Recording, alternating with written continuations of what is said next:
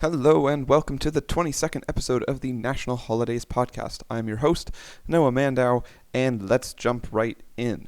So first off, we have the International Day of the Nacho. It's one of America's favorite Tex-Mex treats, and you get permission to eat nachos for a full 24 hours. Wow. You can never eat nachos ever except this day, and that's not even me making the joke, that's the website making the joke. There you go, nice. This day should be full of nachos in all their delicious forms, covered with just cheese or with all kinds of delicious additions like black beans, olives, guacamole, chili, you name it. Apparently nachos were invented in 1943. Ignacio Anaya first feeds his group of hungry guests at the Victory Club, the restaurant across the Rio Grande River from Texas.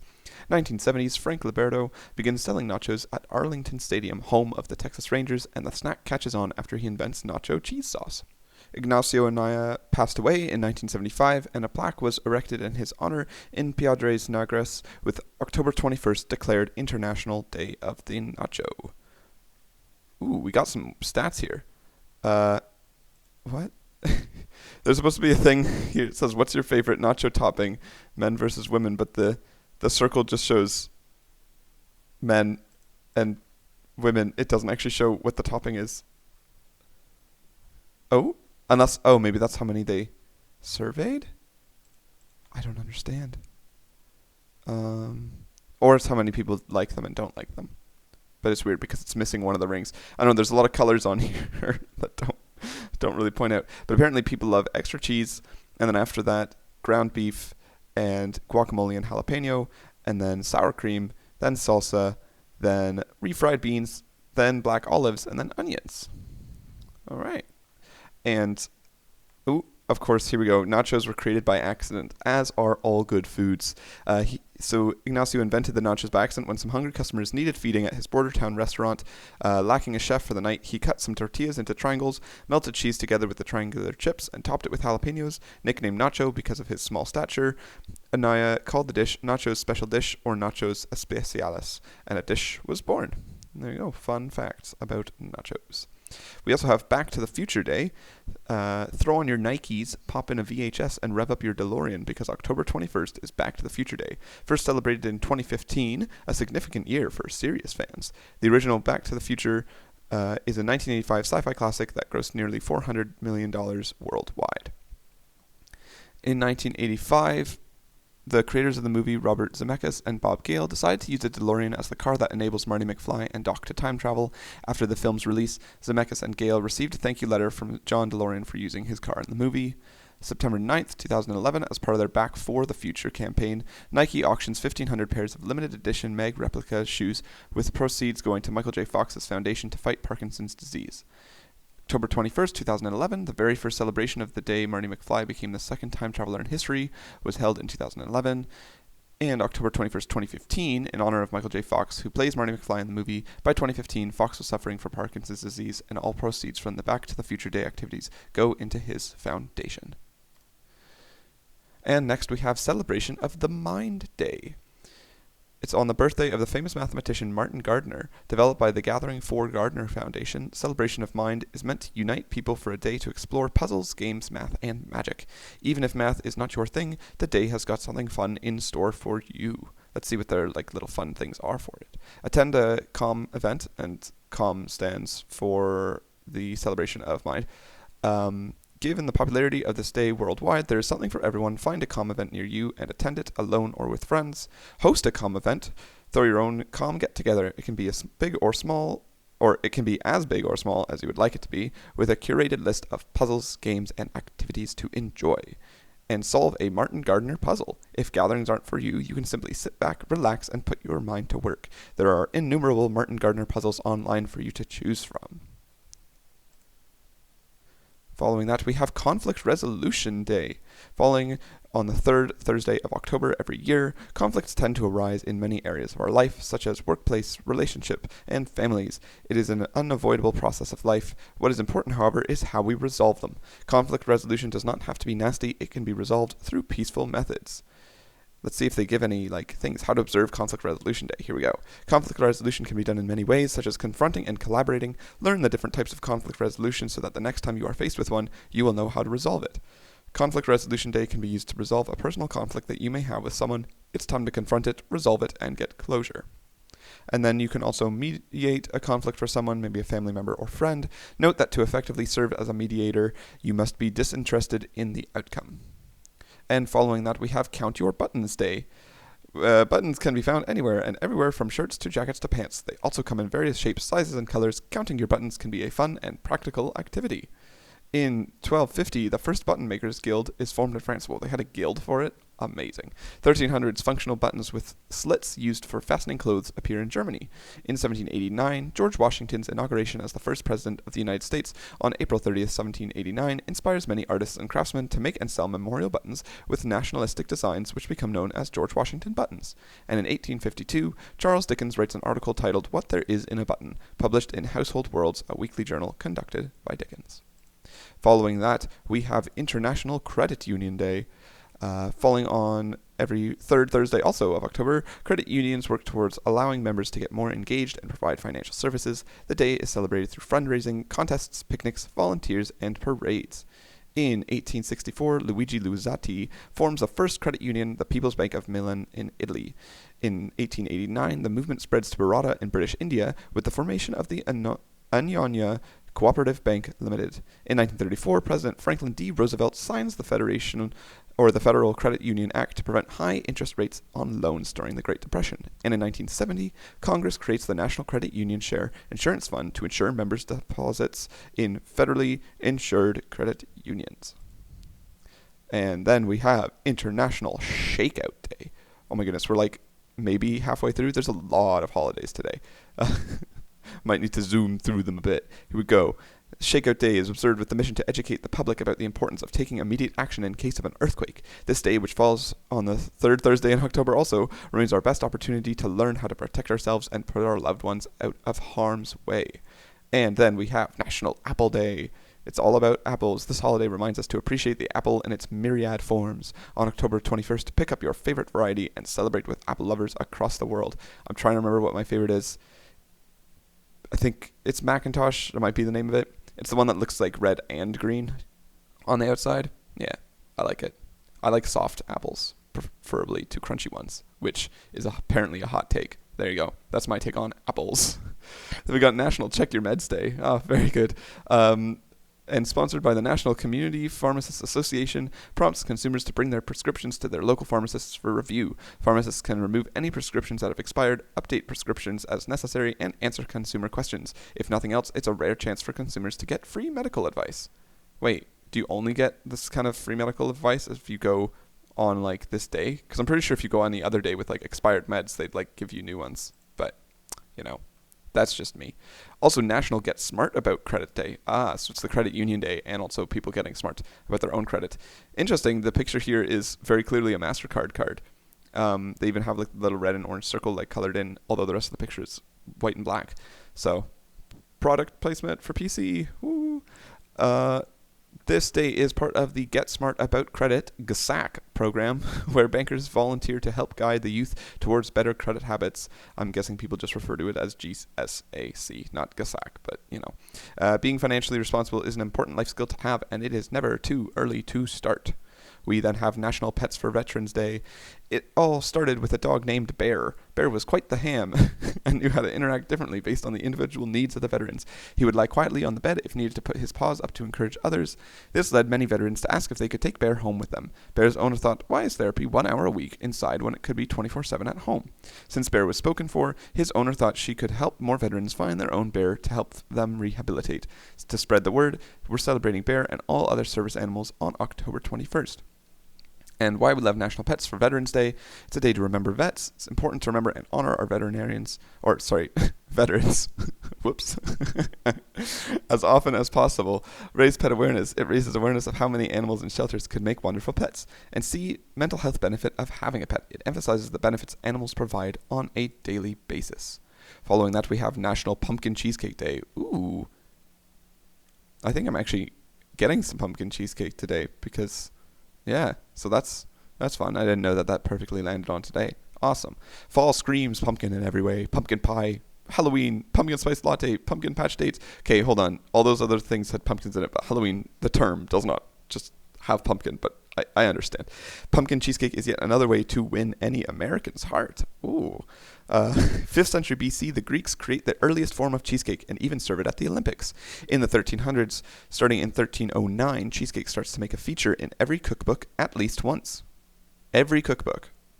Every single one. Not even ones that don't cover cheesecakes at all.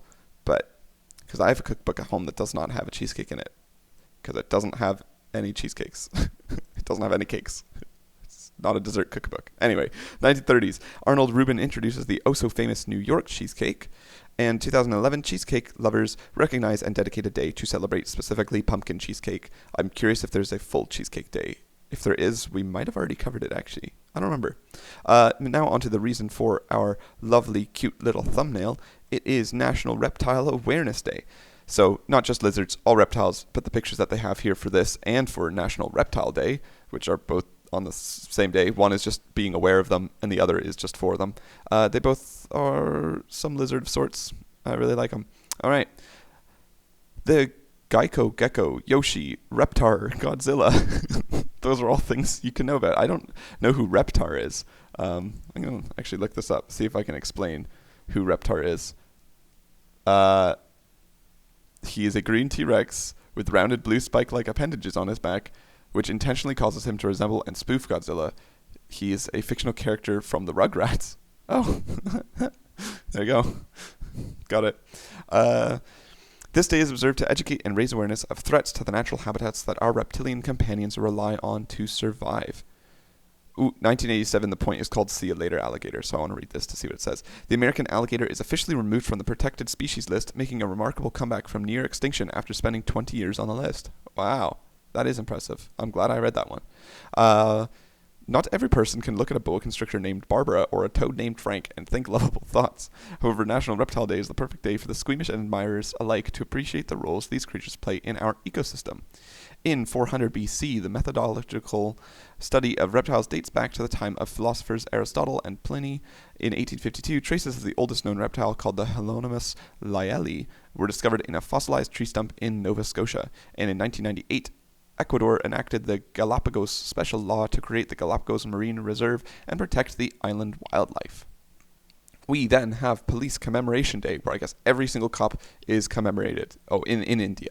There we go. It is a national holiday to pay tribute to the martyrs who have sacrificed their lives in the line of duty. It is also a day to express gratitude to the officers and the families of those who continue to serve and protect us every day. October 20th, 1959, one of the three parties launched from Ladakh does not return to the base. This was referred to as the Indian Reconnaissance Party going missing. Oh, I see. Yes. October 21st, 1959, the Chinese army attacks and kills 10 brave Indian soldiers. January 1960, October 21st is declared as Police Commemoration Day across the nation. And October 21st, 2018, the National Police Memorial is erected in New Delhi in remembrance of all police martyrs since independence. And then finally, we have Spirit Day, an annual observance that takes place on the third Thursday in October, as so many things this day do.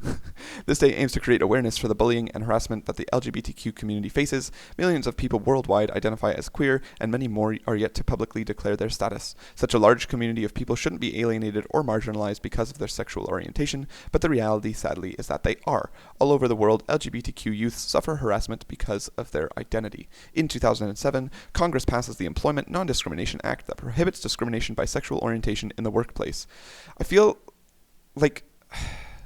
I see. So it's just saying that was kind of included in that, right? Because it's just the Non-Discrimination Act. Because I was going to say, I feel like they shouldn't have to go in and, continuously add things of, you can't discriminate for this, you can't discriminate for this. But I think that's saying that this was created, and that was just included in its initial creation, which is good. I thought that it was we have to come back and, add something else to the list. Okay. 2011, the U.S. military abolishes the Don't Ask, Don't Tell policy, which restricted gay, lesbian, and bisexual people from openly serving in the Army.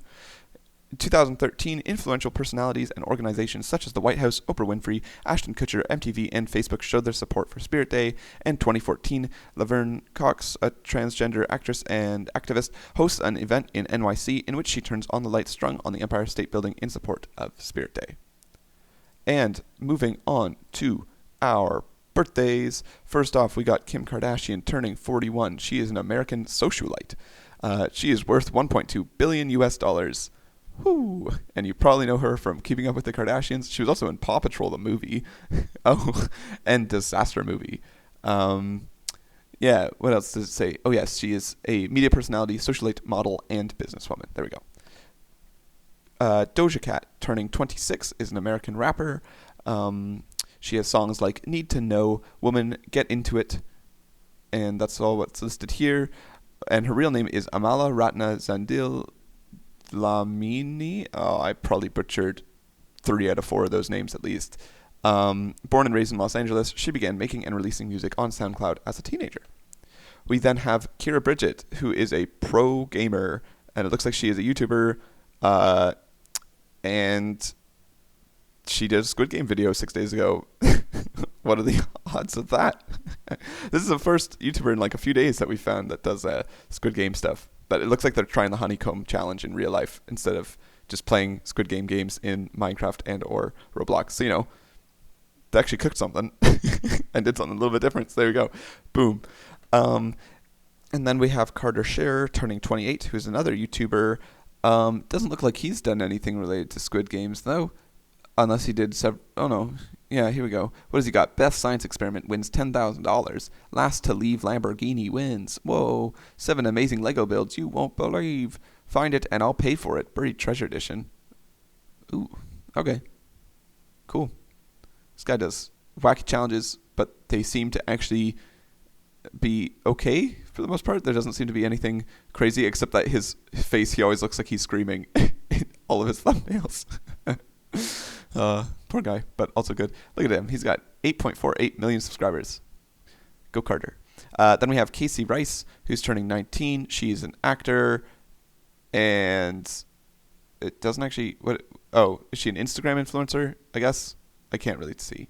Oh, I found her Wikipedia page for Dance Moms. Boom, she was on Dance Moms. That's like, what, the 4th person mentioned on this podcast? Why does all the people in Dance Moms have birthdays in October? I know I already made that comment, but I'm still even more confused because it continues to go. We then have Carrie Fisher, who was born in 1956 and passed away in 2016. She was an American actress, most known for Star Wars, so much so that all the movies here that it actually shows are just the Star Wars movies she was in. She was also in TV shows such as Family Guy, Catastrophe. Oh my goodness, I just can't speak words. I was trying to read it as catastrophic, but then it turned out it was catastrophe. Weird that those 2 words are slightly pronounced different. She was also in The Big Bang Theory and the Star Wars Holiday Special, the possible best sarcastic Star Wars piece of media that ever existed. And then we also have Judy Schindlin, who is Judge Judy, and think that's enough said. Awesome. She's turning 79 today. But yeah, her shows include Judge Judy, Judy Justice, Hot Bench, and Chips 99. All right. On to random Wikipedia stuff. In 1512, Martin Luther joins the theological faculty of the University of Wittenberg. 1774, the flag of Taunton, Massachusetts, is the first to include the word liberty. And in 2019, in Canada, the 2019 Canadian federal election ends, resulting in incumbent Prime Minister Justin Trudeau remaining in office, albeit in a minority government. What do they have every single election on here? I guess this is the first one I've come across. I don't always scroll to the most recent events on Wikipedia, but I'm surprised that they have that. Because I feel like they would then for every single country. I don't know. Who knows? 1907, Nikos Enganopoulos, Greek painter and poet, was born. That is our random birth for the day. He passed away back in 1985. He was a modern Greek painter and poet. He is one of the most important members of generation of the 30s, as well as a major representative of the Surrealist movement in Greece. His work as a writer also includes critique and essays. Oh, there you go. And that is all we have for today. Yeah, don't really got much else to say about it. So there you go. As always, stay safe.